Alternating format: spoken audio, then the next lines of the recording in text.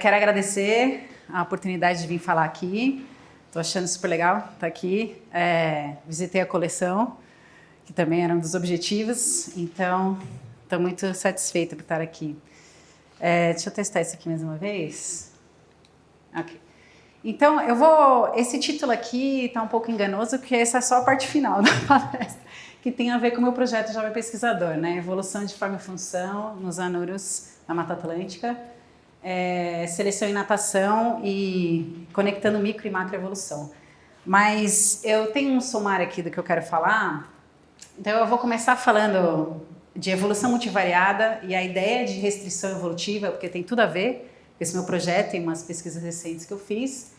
E como a gente está aqui no Cbioclima, né, eu vou dar exemplos de dois trabalhos em que eu conectei restrição evolutiva e resposta a mudanças climáticas, então para ter um pouco de clima nesse seminário. Depois eu vou falar de um trabalho que saiu esse ano, mostrando restrição evolutiva e salto, desempenho de salto, em várias espécies de anuros. E ao final, finalmente, eu vou entrar nessa parte dos anuros de riacho e natação, que tem a ver com o meu projeto Jovem Pesquisador, que está só no comecinho, né? Faz 1 mês e meio que eu comecei esse projeto. Então, eu gosto de trazer a perspectiva multivariada de evolução por algumas razões importantes. E tem muito a ver com esse trabalho aqui, do Russell Land. Então, ele é um ícone da área de genética quantitativa, que é da minha formação, em que ele está trazendo a ideia de que seleção, na verdade, ela é multivariada. A seleção, ela não atua em um único caráter, em geral. Ela atua em diversos caracteres simultaneamente. Então, traz uma ideia de que, por exemplo, em complexos funcionais, se você for se perguntar quais são os caracteres que contribuem para a habilidade dessa cobra africana que engolir esse ovo, né? Então, o Steven Arnold é um cara que criou um paradigma chamado paradigma do desempenho. E uma das ideias importantes é que são vários caracteres, então, por exemplo, esses vários caracteres morfológicos, de Z1 a Z5, por exemplo, seriam importantes como um complexo funcional para atuar nessa função. E seleção, se você quiser aumentar a habilidade dessa cobra engolir um ovo, vai atuar nesses 5 caracteres simultaneamente, né? Então, a ideia é que evolução é um processo inerentemente multivariado. Por mais que a gente tenha muitos trabalhos que abordam um único caráter, muitas vezes, eu entendo que pode ser talvez um pouco enganoso os padrões que você acha, se o sistema, na verdade, é multivariado, né? A evolução é um processo inerentemente multivariado. Então, só para reforçar essa ideia, um trabalho do Joe McLaughlin de 23 com os anólios, ele mediu vários caracteres dos lagartos, né, tanto de membros posteriores, anteriores e da cabeça. E isso aqui são matrizes genéticas, é uma coisa muito difícil de se estimar. Então, esse trabalho demorou 10 anos para sair. Eles conseguiram estimar essas matrizes de correlação genética entre caracteres. Então, além de seleção ser um processo multivariado, os fenótipos são multivariados e têm correlações entre seus caracteres. Então, se vocês conseguirem enxergar aqui pelo padrão de coloração, tem vários valores muito altos de correlações, especialmente, por exemplo, entre os caracteres dos membros, né? Então, esses caracteres evoluem conjuntamente. Então, a outra ideia importante é que os fenótipos são compostos de múltiplos caracteres correlacionados. Então, a gente pode representar esses caracteres correlacionados, né? A gente estima isso como matrizes de correlação, mas a gente pode fazer uma representação visual, por exemplo, aqui no caso bivariado só, de uma matriz genética. Esse é um conceito importante para o meu trabalho, né? Então, por exemplo, aqui tem duas formas meio, vamos chamar de extremas, de organização de variação genética. Então, você tem os valores genéticos para o caráter 1 e 2, aqui nos eixos, e aqui é um caso em que você não tem correlação entre caracteres. Então, essa forma circular fazendo a ideia de que a correlação entre os caracteres, na verdade, é zero, correlação genética. Significa que esses caracteres podem evoluir independentemente. Agora, o outro extremo é esse caso aqui que você tem uma correlação de 0,9 entre o caráter 1 e o 2, e a matriz genética tem um valor aqui de covariância genética entre esses caracteres. Então, esses caracteres não evoluem independentemente. Mesmo que você só selecione o caráter 1 para aumentar, o 2 também vai aumentar. Então, essa é uma ideia que traz esse conceito de restrição genética. Então, se for pensar em potencial adaptativo, o potencial de uma população de se adaptar, isso é chamado de evolvabilidade também na genética quantitativa, né? Nessa matriz aqui sem correlação, todas essas direções têm variação genética similar, vamos dizer assim. Então, evoluir para qualquer um desses lados é igualmente fácil. Agora, nessa matriz aqui, essa direção, que a gente costuma chamar de Gmax, ela acumula boa parte da variação genética. Então, é muito mais fácil evoluir nessa direção. Então, existem direções nos sistemas fenotípicos multivariados que são muito mais fáceis de se adaptar. Eles têm uma evolvabilidade maior. Então, é só para trazer essa ideia de que direções com alta variação genética herdável possuem alta evolvabilidade, uma facilidade de evoluir, especialmente se a seleção está alinhada com essa direção. Enquanto que outras direções que têm bem menos variação genética, é bem mais difícil mudar nessa direção ao longo das gerações. E isso configura uma restrição genética. Então, essa é a ideia de restrição. São direções que você tem baixa variação herdável. Então, mesmo que você tenha seleção querendo mudar uma combinação de caracteres, pode ser muito lenta essa mudança e boa parte dessa mudança vai ser em outras direções que tem muito mais variação genética. Então, é a ideia de restrição genética e evolvabilidade. Esses conceitos são bem importantes no meu projeto e nessa ideia de que se os caracteres são altamente correlacionados, você vai ver respostas à seleção correlacionadas. Então, de novo, se eu trouxer esses dois tipos de matrizes aqui, agora uma forma de bola, uma forma de charuto, por exemplo. Né? Essa aqui acumula muita variação nessa direção. E a superfície em azul é uma superfície de seleção. Então, por exemplo, se eu tenho seleção, a seleção está puxando para um aumento de aptidão. Nessas populações em que a matriz não tem correlação entre caracteres, a resposta à seleção em vermelho vai seguir, em geral, a direção de seleção. Já no caso em que você tem uma matriz que acumula variação genética mais em uma direção, se a seleção está alinhada com direções que acumulam bastante variação genética, a resposta vai seguir também a direção de seleção. Mas o mais comum, talvez, na natureza, seja esse caso aqui. A seleção está puxando para um lado em azul, só que a resposta sai muito mais alinhada com a direção que tem mais variação genética, pelo menos nas primeiras gerações. Isso pode mudar quanto mais gerações vão passando, se a seleção se mantiver na mesma direção, o que também não necessariamente vai acontecer. Então, restrição genética é um fenômeno importante na natureza e provavelmente acontece muito mais do que a gente está acostumado a pensar. Então, essa foi a parte mais dos conceitos teóricos que eu gostaria de esclarecer. E agora eu vou trazer exemplos dessa ideia de restrição evolutiva e respostas a mudanças climáticas. Então, isso aqui é para dizer que, ultimamente, né, com as mudanças climáticas que estão ocorrendo, está aumentando bastante a probabilidade de extremos climáticos, né?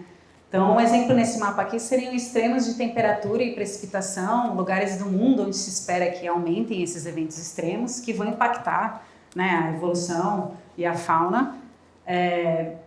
E é claro que a probabilidade desses eventos extremos, no caso de temperatura e precipitação, depende da taxa de aquecimento global, que a gente sabe que está acelerada, né? Então, assim, se fala muito de aquecimento global e quanto que temperatura pode afetar a evolução dos caracteres em vários sistemas biológicos. Mas eu vou trazer uma ideia de outro extremo aqui, que é o de furacões.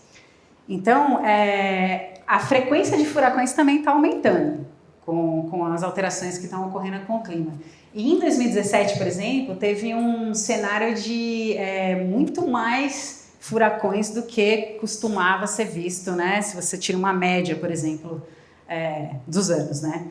Então, esse evento extremo que aconteceu, um pesquisador e os colaboradores do Colin Donoghue, ele estava trabalhando em populações de lagarto, aqui perto da região de Cuba, nas Antilhas, nessas duas regiões aqui, e ele estava medindo os lagartos e aconteceu o furacão. Então, foi assim um evento inesperado.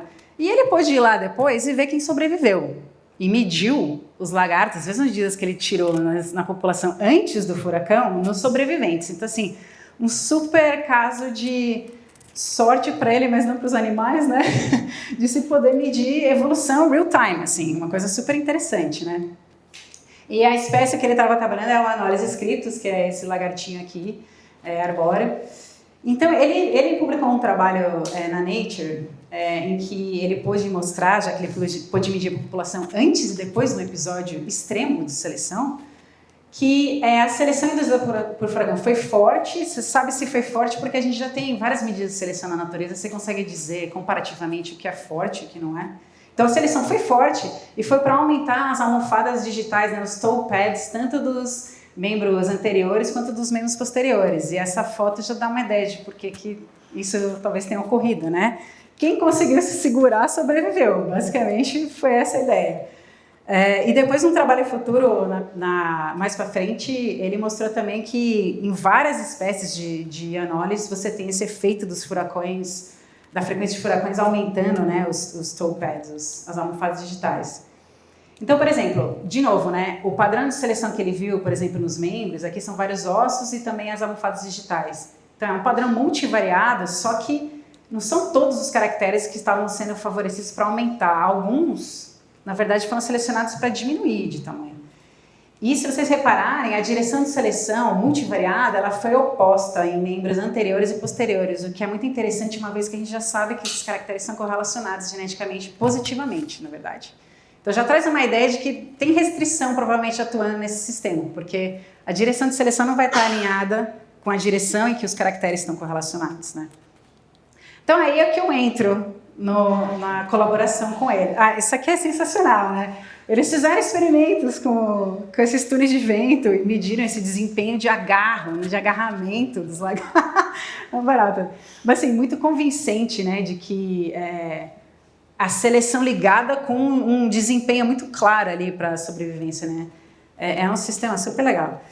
E aí eu comecei a colaborar com esses pesquisadores porque eles puderam ir depois, mais para frente, e medir os offspring, a prole dos sobreviventes. E aí eu consigo medir coisas muito interessantes que eu gosto de medir, né? Então, por exemplo, se a gente for pensar nesse episódio de seleção extremo, né? É tão extremo que eu espero que a maior parte da população não tenha sobrevivido, na verdade. Então, se essa aqui é a distribuição da população quanto a diversos caracteres, quem sobreviveu foi só uma parcelinha mínima aqui, né? Querendo dizer que a maioria morreu, é um evento extremo. E aí tem umas perguntas interessantes que você pode fazer, né?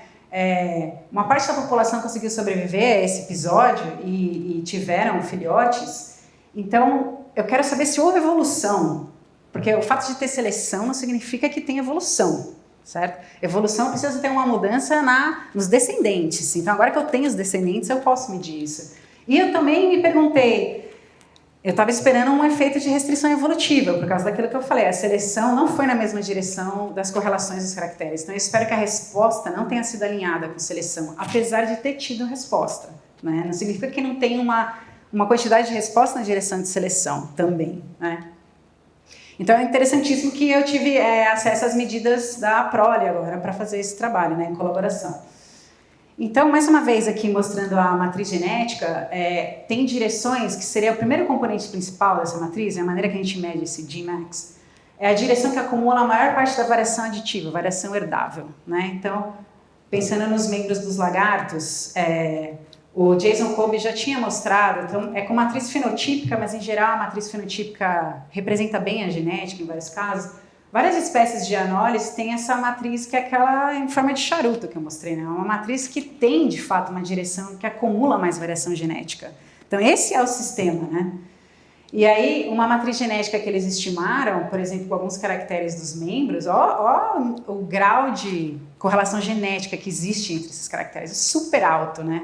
Então significa que se eu estou selecionando o fêmur para diminuir e a tíbia para crescer, é uma seleção que não está alinhada com as correlações entre os caracteres, né? E a seleção do furacão, de fato, ela é assim, ela não é alinhada. Então, mais uma vez voltando a esse cenário aqui, o que eu pude fazer com esse sistema, uma vez que eu tinha como estimar matrizes fenotípicas representando as genéticas, e eu tenho a resposta à seleção, que é o ΔZ, então o que aconteceu com os descendentes em relação à população antes de seleção, eu posso estimar os betas, que são as seleções, os gradientes de seleção, né? E aí, mais uma vez, indicando aqui para vocês que num caso como esse, todas as direções têm potencial adaptativo similar, mas o caso dos lagartos, na verdade, é esse aqui. Então, a minha expectativa era essa, que ia aparecer uma restrição evolutiva aí, né? Mas agora tem mais uma ideia interessante.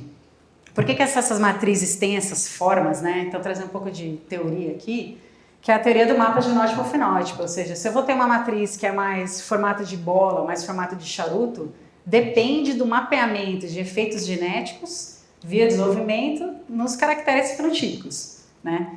E aqui o que importa muito para determinar a associação entre os caracteres é o padrão de pleutropia. Então, pleutropia é quando um gene afeta mais de um caráter. Então, por exemplo, se for pensar o caráter 1 e 2, eles têm menos genes pleutrópicos afetando eles do que afetando todos os demais. Então, mas eu tenho um grupo de caracteres que conjuntamente está afetando o 1 e o 2, cria uma correlação entre eles, mas o 2 e o 3, esse gene, se ele for desligado ou apagado, eu não tenho efeitos pleutrópicos entre o caráter 2 e 3, então eu teria uma matriz mais redondinha aqui. Só para vocês entenderem a origem da forma desses sistemas genéticos, né? Então, uma ideia que eu quis testar nesse sistema eu espero a restrição, mas se a seleção direcional é forte o suficiente, na verdade ela pode aumentar o potencial adaptativo, que é uma ideia contrária ao esperado da teoria, vamos dizer assim, mas que já tem evidência disso acontecendo em sistemas naturais. Então, de novo, né, evolvabilidade com uma quantidade de variação herdável na direção de seleção. Então, essa ideia que foi publicada pela Pavlicev em 2011 é de que a matriz ancestral de uma população ela pode se reorientar, se a seleção direcional é forte o suficiente, para ter um alinhamento da variação genética com a direção de seleção. Se isso acontece, você está aumentando o potencial adaptativo das populações, se a seleção continuar nessa mesma direção, que pode ser uma coisa talvez não muito realista para muitos sistemas biológicos, mas foi mostrado isso empiricamente, que essa coisa pode acontecer. Então, eu prometo que a última vez que eu vou entrar com uma coisa mais teórica aqui para vocês, eu gosto de explicar como é que isso pode acontecer, né? Eu acho que não é tão fácil assim de entender, então eu vou trazer uma ideia simples. Você tem regiões do genoma, né, que controlam caracteres quantitativos que podem determinar o grau de correlação entre caracteres. Então, são genes que estão regulando quantos caracteres são correlacionados, o que é uma ideia bastante intrigante, né? Então, assim, diferentes genótipos duplo recessivo, ele dá uma correlação muito maior entre dois caracteres do que o genótipo azão-azão, por exemplo, e o heterozigoto acaba sendo intermediário. Então, a ideia é, se você tem o caráter 1 e 2, você está medindo a correlação entre eles, por interação com outros genes, esses genes interagem com outros genes e ou eles determinam uma correlação alta, se for um genótipo azinho-azinho, ou uma correlação um pouco mais baixa, se for o azão-azão, por exemplo, entre caracteres, né? Então, por você mudar o padrão de interação gênica e pleutropia, você pode causar essa mudança no padrão de correlação das matrizes ao longo do tempo, por seleção direcional, né? Então, a minha ideia foi assim, como a seleção por furacão ela foi muito forte, talvez isso aqui possa acontecer de uma geração para outra, né? Porque eu estou vendo a prole de uma geração. A seleção não é alinhada, mas ela faz com que a matriz seja menos integrada, tenha correlações menores na próxima geração. E isso aumentaria o potencial adaptativo. Porque essa direção está acumulando menos variação genética, não tem mais variação genética nas outras direções. Então, eu fui testar exatamente isso aconteceu nesse sistema. Né? Seria passado um formato mais charuto com um formato mais bola, mais redondo, né? Então, os métodos não são complicados, né? Uma vez que eu não tenho as matrizes genéticas, mas você tira... Eles, né, mediram as medidas morfológicas nos membros de populações antes do furacão, depois do furacão e na prole. E aí eu posso fazer uma análise de seleção nisso. Eu consegui estimar as matrizes fenotípicas para ter uma ideia do padrão de correlação dos caracteres. E aí tem métricas para você poder medir o quanto que essa matriz é integrada ou não, né? Quão fortes são as correlações dos caracteres. E eu consegui estimar a evolvabilidade, que é basicamente uma conta que você faz se você tem, né, o gradiente de seleção e você tem as matrizes. E aí eu estou esperando que tenha aumentado a evolvabilidade depois do episódio de seleção, que não é talvez o que você esperaria, né? Então, só para dizer que a resposta à seleção é essa diferença entre a média na prole dos sobreviventes e a população antes da seleção, eu consigo medir isso. Né? E aí, usando a equação de Land, que é uma equação da genética quantitativa, eu consigo estimar a seleção direta nos caracteres, que é diferente da resposta à seleção. A resposta à seleção traz as respostas correlacionadas. O gradiente de seleção é a seleção direta. Quem que a seleção de fato puxou para aumentar ou diminuir, independente das correlações. Então, quando eu faço essa matriz a -1, eu estou descontando as correlações dos caracteres e para entender onde a seleção de fato atuou, né? E aqui está o resultado de seleção. Então, para uma das populações aqui só, mas o padrão foi paralelo. A seleção foi na mesma direção, nas duas populações. Vocês podem ver que tem para diminuir o tamanho, diminuir o fêmur, e de novo eu recuperei, né, uma seleção para aumentar as almofadas digitais, mas tem seleção oposta nos membros anteriores e posteriores, né? A seleção não está alinhada com a direção dos caracteres. Então, se eu for medir isso mesmo, eu posso medir uma correlação entre a seleção e a direção de maior variação genética, e deu uma correlação super baixa. Seleção não está alinhada na direção de maior capacidade de evolução das espécies. Não foi alinhado, de fato. Porém, não corroborei a minha ideia de que a seleção foi tão forte que ela ia alterar o padrão de integração na prole. Então, a prole está aqui como essa distribuição mais clara. Nas duas populações você vê que aqui até teve uma tendência de diminuir, mas elas estão super sobrepostas, essas distribuições, né? Então eu não consegui mostrar que teve uma mudança grande nesse padrão de correlação dos caracteres com essa seleção dos furacões. Mas eu vi um padrão interessante, que numa das populações, a integração entre os membros anteriores e posteriores era um pouco mais baixa aqui nessa população Motor-K, né? Então, isso me indica que talvez essa população conseguiu seguir mais a seleção de direção, porque as correlações são mais baixas entre os caracteres, né? E, de fato, eu encontrei isso. Então, isso é super legal, porque é difícil empiricamente você mostrar o que é esperado pela teoria nesses sistemas complexos de vários caracteres, né? E aqui com os furacões eu consegui mostrar. Então, essa população tem correlações mais baixas entre os caracteres e a resposta à seleção seguiu mais a direção de seleção, uma correlação de 0,8. Enquanto que na população que é mais integrada, a resposta à seleção não segue tanta direção de seleção. Então a seleção foi paralela em ambas as populações, mas a resposta à seleção é divergente. Isso é outro ponto que eu acho super importante de evolução. Você pode ter seleção paralela em diversos sistemas, mas dependendo da organização genética dos sistemas, as respostas não vão ser na mesma direção, não vão ser as mesmas. Então, daí você já causa variação fenotípica. Não precisa nem ser regime seletivo diferente, é só os caracteres terem um padrão de correlação diferente que você já vai ver resposta diferente das populações. E, incrivelmente, eu vi uma tendência de aumentar a evolvabilidade nas duas populações. Então, eu medi a evolvabilidade antes dos furacões e depois, e está com essa tendência de aumentar, que, assim, é incrível achar algo como isso. Mas, infelizmente, não foi estatisticamente significativo, né? Quando eu faço um intervalo de confiança, na verdade, você vê que eles estão se sobrepondo, né? Então, é uma tendência para aumentar a evolvabilidade, não deu para mostrar isso, mas só o fato de ter essa tendência já acho super intrigante, assim, em sistemas biológicos, sendo que foi um episódio de uma geração, né? É uma geração de seleção. Então, talvez, se a seleção fosse ainda mais forte, que é um pouco difícil, a seleção do furacão foi bem forte, mas se fosse uma seleção mais persistente, então você tem furacões recorrentes nesse sistema, em que a seleção está sempre sendo para a mesma direção, talvez você possa um dia ver que teve um aumento de evolvabilidade, um aumento de potencial adaptativo na direção, né, de seleção, que é muito interessante. Então esse foi um trabalho que saiu em 2022, né, dessa colaboração. Só vou mostrar um pouco de quanto que vocês podem ver que o clima traz episódios de seleção fortes, mas tem uma dependência do sistema genético para você entender como se dá a evolução, né? Então, assim, só uma breve discussão. Para você mudar a forma da matriz, você tem que mexer em pleotropia. Tanto de um lado quanto para o outro, né? Ou você reduz os efeitos pleotrópicos e aumenta a evolvabilidade em várias direções, ou você aumenta os efeitos pleotrópicos e você concentra evolvabilidade em algumas direções apenas. Só que também tem outros processos atuando, né, na população. Então, assim, não é tão simples assim, né? Sempre tem mutação, sempre tem deriva, essas populações não são infinitas, como elas de fato não são na natureza.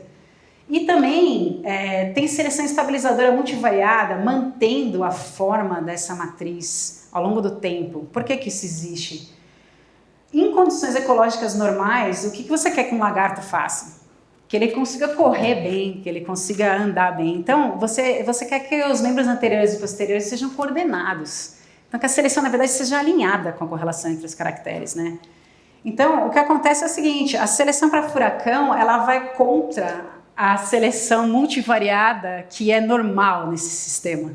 Então, você pode ficar num processo meio vagando, assim, entre essas duas coisas, né? Em condições extremas, eu posso estar puxando mais para cá, mas em condições normais eu estou voltando a puxar para cá, entende? Então, assim, é um sistema dinâmico e talvez não seja tão fácil assim detectar esses fenômenos que eu achei que pudessem aparecer, né? Então, assim, a evolução multivariada ela é complexa, vários processos atuando ao mesmo tempo. Agora, só mais um exemplo de restrição ou evolvabilidade, né? E sistemas biológicos e clima, mas agora vamos passar para a escala macroevolutiva. Vamos falar agora não mais dentro de populações, como foi esse trabalho com os lagartos, mas pensando em divergência fenotípica. Então, eu tenho um interesse profundo de entender se essas correlações entre caracteres, a evolução delas influencia a divergência entre espécies, né? Então, no meu doutorado eu trabalhei com esse grupo complexo renal granulosa, com vários caracteres do crânio, né?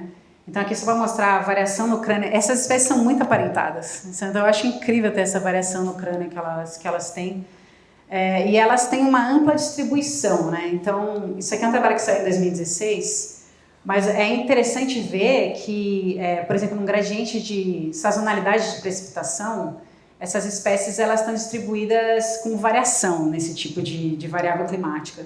E também vai ter variação em termos de temperatura, né? As espécies aqui na região nordeste do Brasil, por exemplo, em temperaturas bem mais altas do que, por exemplo, as espécies que estão mais aqui ao sul, né?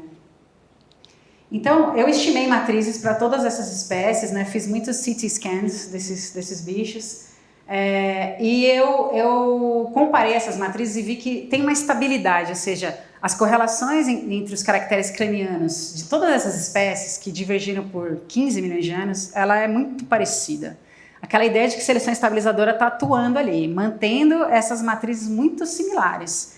Se elas são similares, eu consigo estimar uma matriz ancestral, até com alguma confiança, né? Porque eu pego as matrizes das descendentes, elas são parecidas, então talvez o ancestral também tenha aquela matriz. E aí eu consigo estimar essa ideia de quais são as direções que tinham muita variação genética lá no ancestral e se isso afetou a divergência entre espécies, que eu vou ver depois. Então, uma das coisas que eu fiz, isso com modelos de genética quantitativa, foi testar ao longo da filogenia se eu tinha evidência de seleção no crânio. E aí a gente rejeitou, na verdade você rejeita a deriva genética. E aí você infere que talvez tenha seleção, né? O teste é de rejeição de deriva genética. Então eu rejeitei deriva genética em todos esses nós aqui, mostrando que, né, nos ramos mais basais dessa diversificação desse grupo, teve seleção atuando no crânio. E a seleção foi mais, vamos chamar de forma. Então, também com modelos da genética quantitativa, você consegue estimar quais caracteres sofreram mais seleção direta. E o que eu achei foi que uma seleção oposta, né, uma seleção... Ou você aumenta esses caracteres em vermelhos e reduz-os em azul, ou você reduz-os em azul e aumenta-os em vermelho. Essa é a direção de seleção. Então, uma seleção em forma, né? Eu vou tornar o crânio mais bicudinho e com essa região aqui menor, ou essa região aqui menor e a parte mais relacionada com a mandíbula maior. E aí, olha que interessante, eu achei uma correlação fortíssima. Isso aqui é um modelo de seleção, um método comparativo com inferência de regimes seletivos distintos, em que o pico adaptativo para essa variação no crânio, ele muda conforme a sazonalidade da temperatura. E tem um fit gigante, assim, com a variação entre espécies, né? Ou seja, as espécies que estão numa temperatura, uma sazonalidade menor, elas têm um crânio mais parecido com esse aqui, do que as espécies que estão numa sazonalidade menor, que tem uma forma do crânio mais parecida com essa. E a mesma coisa para a sazonalidade da chuva. Então eu achei um clássico para você inferir seleção, né? Uma relação fenótipo-ambiente. Só que aqui eu estou mostrando que a seleção foi nesses caracteres e que o pico adaptativo ele foi mudando ao longo do tempo, influenciado pelo clima. Então isso aqui também é uma coisa difícil de ser mostrada, né? Mas por que a seleção foi nesses caracteres, né? Cadê a explicação biológica, né? É claro que eu vou trazer uma especulação, porque eu não consegui medir coisas além do crânio, né? Então foi com CT scans aqui, espécimes de museu. Mas essa região que está alongada aqui no rosto, de espécies que estão expostas a mais sazonalidade de clima, é uma região que protege as cápsulas olfativas. E já se mostrou em espécies de guinela aparentadas aqui que elas podem ser relevantes para detectar a umidade. Então a nossa sugestão nesse trabalho foi de que em ambientes como a Caatinga, por exemplo, né, onde tem espécies distribuídas, em que você tem a maior sazonalidade, você ter essa cápsula olfativa maior, com maior capacidade de detectar a umidade, pode ser bastante importante para as espécies. Então aí a seleção está favorecendo um aumento dessa região e por resposta correlacionada vai aumentar também o tamanho da região do crânio que protege essa região. Então é muito interessante, né, que eu tenha detectado assim, seleção na forma e aí para detectar postas temporárias, especialmente na Caatinga, aquela reprodução explosiva que dura poucos dias, pode ser uma seleção bastante forte, né, nesse sentido.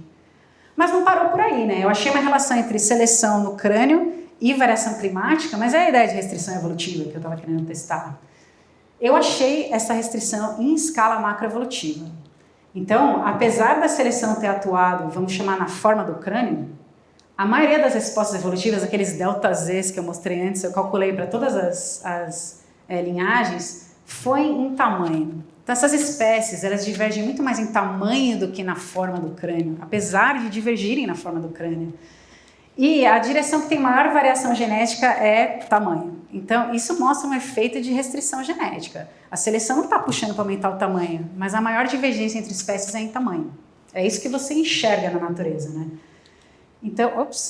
Então, é um efeito de restrição genética que eu estou inferindo na população ancestral que teve um efeito de 12 a 30 milhões de anos. É um efeito muito duradouro isso aqui. E isso aqui também está começando a se acumular na literatura de biologia evolutiva, que restrição evolutiva é um fenômeno importante em várias espécies e sistemas biológicos.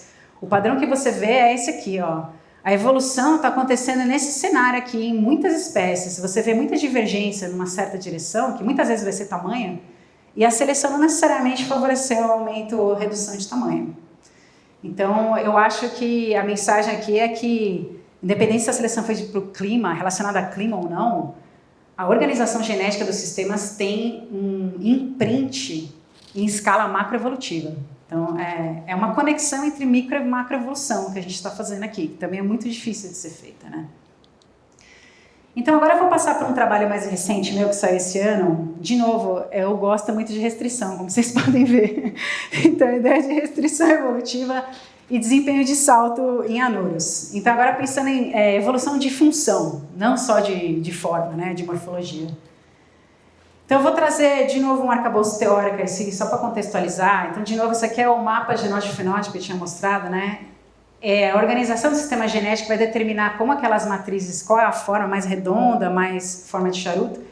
Mas eu colei aqui o paradigma do desempenho do Arnold, ou seja, a variação genética via desenvolvimento, estrutura a variação fenotípica, e a variação fenotípica importa para a execução de certas funções dos organismos, né? Desempenho de salto, desempenho de corrida. E esses desempenhos é que, na verdade, influenciam diretamente a aptidão, né? Então, eu estou conectando essas duas coisas aqui nesse esquema. E aí, função fica central, porque função vai determinar como vai ser a paisagem adaptativa dentro de espécies, né? Então, por exemplo, seleção e desempenho funcional. O lagarto aumentar a velocidade para escapar de um predador que é novo naquela população, por exemplo. Vai ter uma seleção para aumento de velocidade, porque quem escapa mais é quem corre mais rápido e deixa mais descendentes, né? Então, função é muito importante para determinar a forma da paisagem evolutiva dentro de seleção, dentro de populações, mas também na macro escala. Porque a função também, se você tem divergência entre função, entre diferentes espécies ao longo da evolução, essas linhas são trajetórias evolutivas vindo do ancestral. função também está determinando os regimes seletivos na macro escala, né? Então, função é uma coisa central do meu ponto de vista. As pessoas focam muito em desenvolvimento para explicar evolução e conectar micro e macroevolução, mas eu acho que função está sendo um pouco renegada. Função também é bem importante para conectar micro e macroevolução. E foi isso que eu tentei fazer com o desempenho de salto em anuros.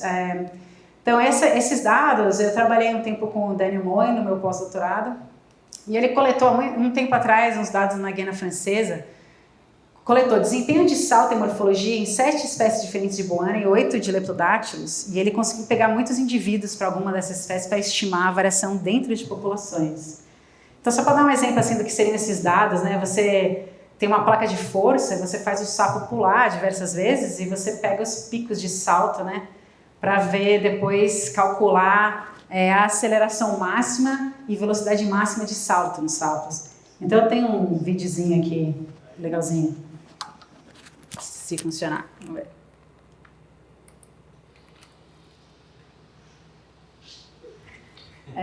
Essa aí pulou fácil, tá? Às vezes não é tão fácil assim. Mas é assim que você mede o desempenho, né? De salto, pelo menos.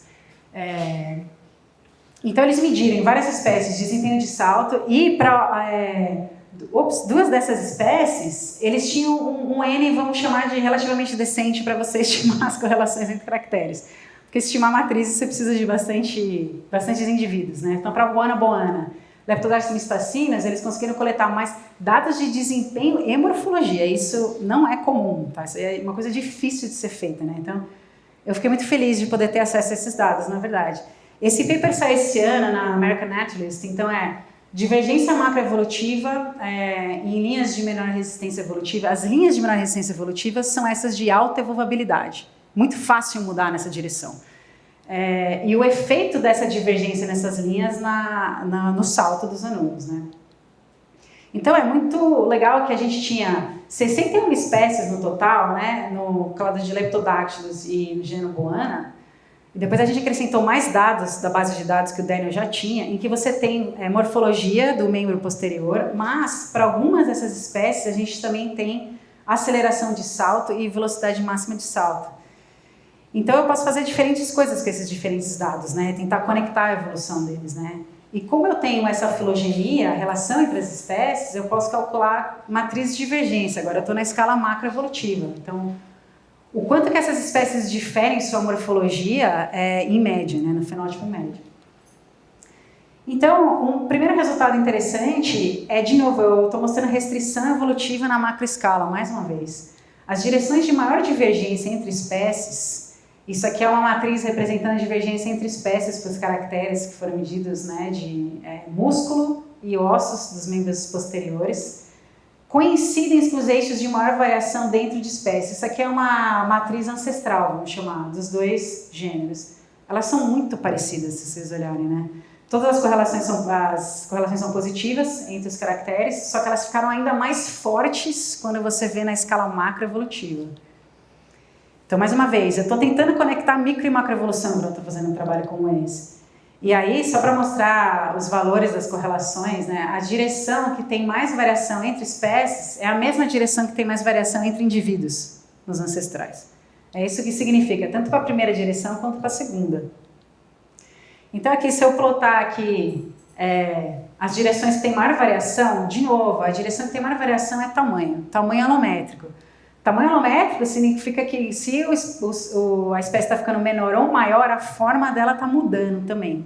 Então, assim, não é tamanho isométrico, né? Então, tem mudança de forma aqui envolvida também. Mas onde tem mais variação? Espécies menores e espécies maiores. Espécies menores e espécies maiores. O segundo eixo já é a forma eu posso chamar de forma do membro posterior, porque numa direção você está tendo ossos menores, mas mais músculo. Então, tem espécies que têm muito mais músculo e pernas menores, e eu tenho outra direção de variação entre espécies nos dois casos, que os ossos são mais compridos, as pernas são mais compridas, mas eu tenho menos músculo. Então, essa variação também é importante entre espécies. Então, o tamanho alométrico é uma direção de alta evolvabilidade, é uma direção em que é muito fácil você ter evolução, né? Então, o que eu acabei mostrando aqui é o maior eixo de variação dentro de espécies. Indivíduos têm muita variação entre indivíduos pequenos e grandes dentro das populações, e provavelmente na população ancestral. E eu também vejo isso na macroescala. Eu vejo que as espécies têm maior variação em tamanho, espécies que são pequenas e espécies que são grandes, apesar da forma também estar mudando aqui. Então, de novo, é um padrão microevolutivo que está sendo refletido na macroescala, né? E uma divergência de 60 milhões de anos agora, nesse caso aqui. Agora, e o desempenho de salto, né? Então, a coisa interessante, a mais interessante que eu acho que eu achei foi que o fato de ter tido muita evolução na direção de tamanho alométrico, né? A maioria das espécies é mais diferente em tamanho, influenciou a evolução de aceleração de salto nas espécies. Velocidade de salto não teve influência, então é só uma influência na aceleração. Então aqui, se eu estou plotando, aqui é a aceleração, os pontos são as diferentes espécies. Especialmente quando eu junto Boana e Leptodactylus para uma análise única, isso aqui é uma análise de regressão adaptativa. Então, de novo, eu estou vendo se o pico de morfológico, ele ter andado mais na direção de tamanho, ele teve um efeito em velocidade em aceleração de salto, ou seja, as espécies que são maiores, elas têm menor aceleração de salto do que as espécies menores. Isso é um pouco intrigante porque as espécies menores têm menos músculo, né? Então, como é que a gente acha esse padrão?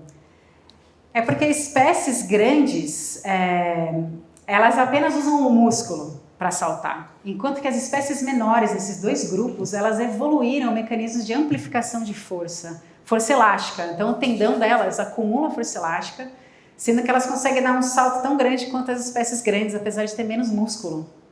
Então, a ideia aqui é qual? É que, por eu ter evoluído muito em tamanho, que é a direção mais fácil de mudar, houve uma consequência evolutiva na evolução de salto. Ou seja, possivelmente essa inovação de você ter amplificação de força elástica nas espécies pequenas ocorreu para que elas pudessem também escapar dos predadores tanto quanto as espécies grandes, apesar de elas não terem tanta musculatura, né? Então, é um trabalho legal mostrando que, de novo, tem um efeito na macroevolução de restrição microevolutiva, mas causando um efeito ainda secundário na evolução de locomoção das espécies. Então, assim, por que esse tipo de pesquisa é importante, né? E agora eu estou entrando aqui um pouco, que vai ser o projeto Jovem Pesquisador. A gente pode atingir uma maior compreensão de origem e manutenção de biodiversidade se a gente conecta a evolução em múltiplas escalas. Então, na escala dentro de populações e entre populações. Isso é muito debatido, né? Se os processos microevolutivos são suficientes para explicar a divergência macroevolutiva. Eu acho que nem sempre é suficiente, mas tem casos, como os que eu mostrei, em que é suficiente. Então, é muito interessante, né? E se você consegue conectar essas duas escalas, você avança a biologia como um todo, porque você começa a conectar padrões macroevolutivos que são muito fáceis de serem medidos. Você pega qualquer espécie em museus e detecta um padrão macroevolutivo, mas a origem desse padrão é qual, né?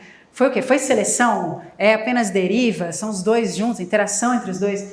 Então, se eu consigo conectar micro e macroevolução, eu começo a ter uma ideia de quais são os processos que influenciaram esses padrões macroevolutivos. E isso, de fato, é avançar a biologia evolutiva. Então, o meu JP, ele vai nessas linhas. Só que agora não é mais desempenho de salto, é desempenho de natação que eu vou focar. Então, estamos na parte final aqui. Comecei faz 1 mês e meio, como eu falei, e a grande pergunta do meu projeto Jovem Pesquisador é o quanto que seleção em desempenho funcional molda tanto as correlações entre os caracteres, porque a gente sabe que é importante para determinar as direções de maior variação, quanto a divergência fenotípica entre espécies. Ups. E por que desempenho de natação, né? Eu acho que um trabalho anterior que me levou a focar nisso é um trabalho do Daniel, de 2019, que ele mediu salto e velocidade de salto e velocidade de natação em várias espécies de anouros que estão separadas nesses microhábitats aqui. E ele queria testar, existe um regime seletivo distinto para cada microhábitat, para salto e para natação? E ele viu que em salto não tem. Todas as espécies, mesmo as fossoriais, elas saltam bem o suficiente, vamos falar assim. Ele não conseguiu achar um padrão macroevolutivo de diferentes zonas adaptativas para salto, como se os arbóreos tivessem um regime seletivo distinto das demais espécies. Ele não achou isso. Mas para natação ele achou um padrão muito interessante, que tem dois picos adaptativos distintos, tem duas zonas adaptativas distintas, uma zona de maior velocidade de natação em espécies aquáticas e torrenciais, as espécies associadas a riachos, das demais espécies. E o interessante é que essas espécies torrenciais, elas têm um desempenho mais alto. Acontece que ele mediu 3 espécies aqui. São 3 espécies da China que ele conseguiu medir natação, que são torrenciais. Aí eu fiquei assim, será que esse é um padrão geral para espécies torrenciais? Eu acho que é, mas precisa medir, né, para a gente responder isso. Então, a minha abordagem é lidar com espécies brasileiras em que você tem muitas espécies de riacho. Então, são as famílias Ciclorhamphidea, a família Elodídea, especialmente, que são todas, né, torrenciais, associadas a riachos, né, e fluxo de água, e elas pulam na água para fugir. Então, elas provavelmente nadam muito bem, só que ninguém nunca mediu isso nessas espécies, né? Então, é isso que eu quero medir. E a família Ciclorhamphidea, e aqui eu estou trazendo um trabalho do Fábio, meu colaborador nesse projeto, e da Kelly, né? Trabalho com a Kelly também, em que tem transições entre linhagens terrestres e torrenciais. E isso é super interessante para estudar na escala macroevolutiva, porque eu posso ver, por exemplo, nesse nó, em que você tem uma linhagem, uma linhagem que foi mais para terrestre e mais para torrencial. A restrição que eu venha medir aqui é parecida com a que eu meço aqui, em que todas as linhagens são torrenciais, e eu acho que não. Então eu acho que eu vou ver variação no grau de restrição evolutiva dependendo da evolução das linhagens, se elas mudaram de ambiente ou não.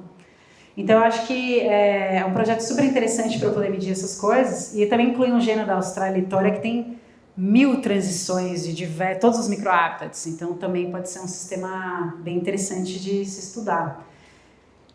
Então, é um projeto interessante porque eu vou usar tanto da genética quantitativa, né, as matrizes, correlações de caracteres, mas também forma e função, então a ecomorfologia entra aqui, e também macroevolução, né, usar modelos de regime seletivo distinto para ver se tem regime seletivo distinto tanto na morfologia quanto no próprio desempenho de natação, como como o Daniel capturou lá com as espécies que ele trabalhou. E é um foco em função em vez de foco em desenvolvimento, né? Então, o videozinho de natação agora, né? Já que eu mostrei o de salto. É meio fácil de medir. Aqui eu estou filmando com uma câmera normal, essa aqui é uma Acris nadando. Na verdade, o que você usa para medir esse desempenho são câmeras de alta velocidade, né? Porque, na verdade, tem sapos que nadam super rápido e você quer tirar a aceleração e velocidade de natação. Então, você precisa digitalizar os vídeos para poder tirar essas medidas, né? Então, assim, em termos de métodos, né, vai ter muita morfometria, tanto espécies na natureza, que nós vamos medir natação e medir a morfologia para fazer essa conexão forma-função, ou seja, né, espécies que têm maiores membranas digitais, por exemplo, nadam mais rápido? Eu espero que sim, mas ninguém mediu nessas espécies, então não sabemos. Espécies que têm mais músculo, que têm pernas maiores, elas nadam mais rápido, né? Estou procurando responder esse tipo de pergunta. Isso é inferência sobre seleção dentro de populações. Depois, medindo em espécimes de museu essas várias espécies das linhagens, eu começo a entrar na macroevolução. Então, no fenótipo médio de velocidade de natação, morfologia, eu vejo regimes seletivos distintos para linhagens terrestres e torrenciais. Eu vejo uma mudança no grau de restrição evolutiva, né? Então, o meu projeto vai ser nessas linhas. Então, eu estou criando, né, o laboratório, nomeei de Ecologia e Evolução da Forma e Função, lá na USP de Ribeirão, para ter alunos trabalhando com esse projeto, né, que vão envolver basicamente trabalho de campo na Mata Atlântica, né, medindo desempenho de natação e morfologia, muitas medidas em espécimes de museu, especialmente para pegar essa variação da forma do pé, que não é comum de ser medida, né, nas espécies, envolvendo, né, meus colaboradores de fora, mas também do Brasil, que o Fábio é um deles, também tem a Vanessa Verdade, lá da Federal do ABC, e divulgar aqui que estou com vagas abertas, então estou procurando alunos de iniciação para fazer esse desempenho de natação em campo, mestrado e doutorado, para trabalhar com esses grupos, né? E o meu contato está aqui, então caso alguém fique interessado, queira conversar, por favor me escrevam. E muito obrigada pela atenção.